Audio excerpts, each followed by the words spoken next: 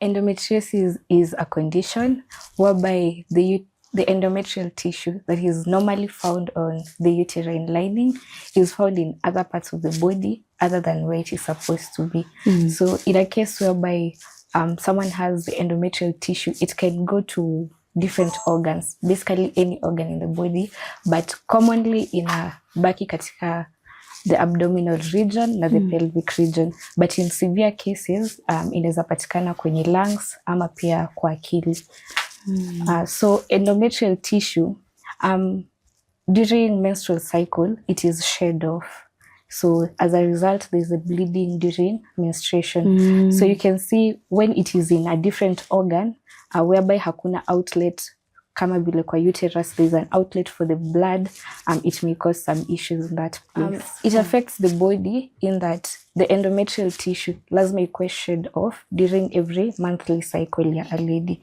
So whether iko kwa the uterine tissue or iko in any other organ, hormones zinafaa ziregulate such that after every cycle inakuwa shed off.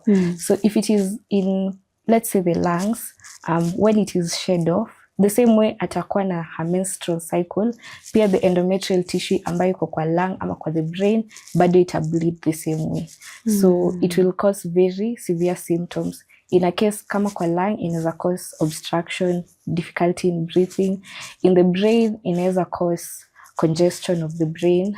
In various organs ina cause different symptoms. So when it is shed off na iko in a different organ, so normally ina heal.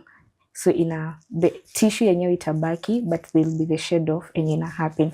So in, let's say, the lung, where there's fluid in the lung, tunajua lung inafaa ikuwe na basically just air. So when it is shed off in the lung, umeintroduce a foreign substance in the lung, ama in the brain, ama in whatever organ it is.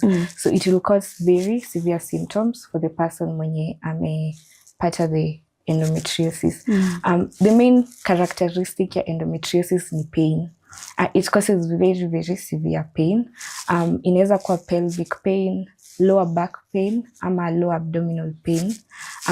For older generation ina cause pain during sex, but the main characteristic ya endometriosis it's pain. Utasikia mgonjwa akikuja kwako kukuelezea kile ambacho kimemleta, anakuambia wakati wa menstruation ako in very, very severe pain. So here ndio one of the greatest indicators, maybe this person could be suffering from endometriosis. So over time, if it is not well managed, inaweza cause very, very severe complications to the person.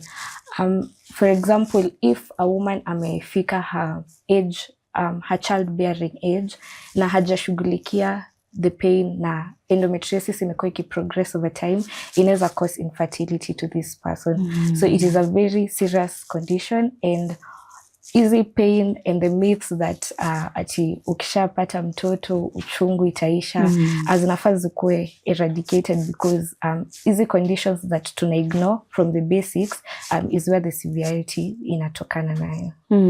Kwa hivyo ni kitu ambayo inafaa mtu angalie kwa umakini. Yeah, because if not managed, inaweza cause infertility. It can lead to cancer. So endometrial tissue tumesema ina shed off. So in the uterus, normally, once imekuwa shed off, the wall regenerate, because it's what inafai happen kwa the uterus. Ina regenerate, ina prepare itself for the next menstrual cycle. So in the other organs, the hormonal regulation it's not the same, because the endometrial tissue haifai kuwa hapo. So once it is shed off, the body to interpret that as a wound in that place. So it will not be prompt to regenerate it into the normal soft tissue in iko kwa uterus. So it'll heal with a scar. So once, cancer ni ugonjwa ambao una develop over time, na vitu kama chronic inflammation, yani ume-irritate a certain organ of the body, ama ume-irritate something for too much, inaku-predispose to cancer. So when you see every month una shed off, ina heal, ina shed off, ina heal, iko very likely to cause things kama cancer in those organs. Are there foods ambazo labda watu wanakula and highly zinaweza kuwa chance ya cause of ya hiyo kitu, ama mtu kukuwa na ile endometriosis? Chakula Kukause, not necessarily, because causes zake, the cause of endometriosis ni very much unknown. So what tuna work with in the medical field ni just theories vile inaweza kuwa ilisababishwa, but kuna risk factors zenye zina put mtu at a risk of kupata endometriosis. So cause tunasemanga ni retrograde menstruation. Retrograde inamaanisha backflow. So when there's backflow of menstruation, normally inafai move out. You flow out, you heal, you prepare for the next cycle. But when there is backflow, you see you're taking back things that are supposed to be removed back into the body. So when the endometrial tissue inakuwa pushed back, inaweza move to maybe the fallopian tube, the ovaries, ama iingie kwa the abdominal organs. So once imeenda huko, ita implant itself on maybe any tissue itapatana nayo. So assuming ime implant inside the ovary. So the next menstrual cycle, once the bleeding has taken place, ita cause the scar to form. Yeah. So hiyo ni the cause. For the risk factors, kuna certain risk factors zenye zina put a lady at a high risk of kupata endometriosis. The first thing and the most common risk factor ni family history. So in a family whereby maybe the mother or the sister had endometriosis, maybe the child is at a high risk of kupata endometriosis. But si ati necessarily utapata, but it is good to check on it ndio manage the symptoms as soon as possible. Another risk factor ni hormonal imbalances. Tumesema that the uterine bleeding, the shedding, and everything to do with reproductive health is hormonally regulated. So when there's a hormonal imbalance, it could likely cause such conditions kama endometriosis and other reproductive conditions. Hormonal imbalance, okay, the best way to manage ni lifestyle. Lifestyle modification, healthy diet, good exercise, good sleep routine. Hizo ndio the things zenye basically at the base level zita regulate your hormones. So when you have maybe tuseme diet yako haiko vile inafaa kuwa, iko very likely to cause hormonal imbalances.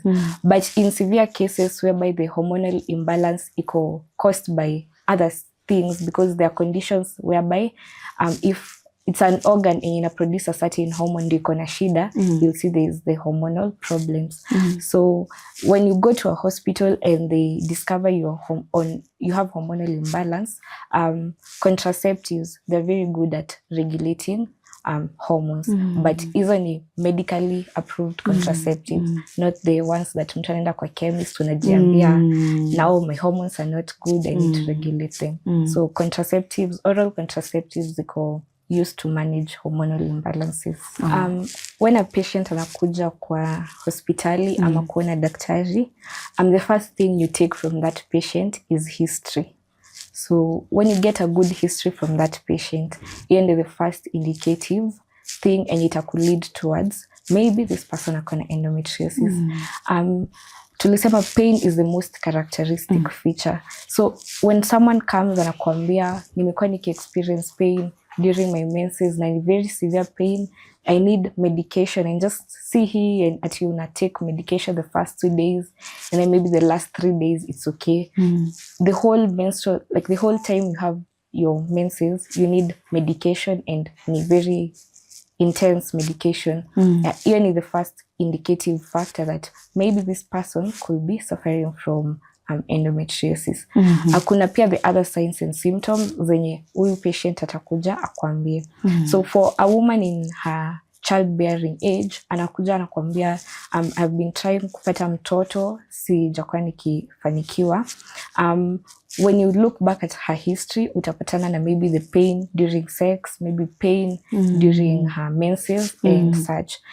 Because endometriosis, in about 25 to 35% of women who are infertile, endometriosis is part of the cause. So the first thing inakusaidia kudiagnose, it's a good history. Other than that, kuna lab tests.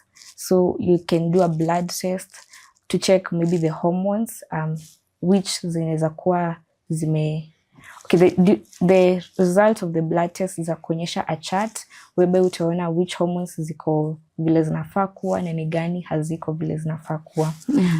An ultrasound is very good, or any imaging study. Ultrasound ama MRI ziko very useful in diagnosis because tumesema the endometrial tissue, once it has shed off, it heals with a scar.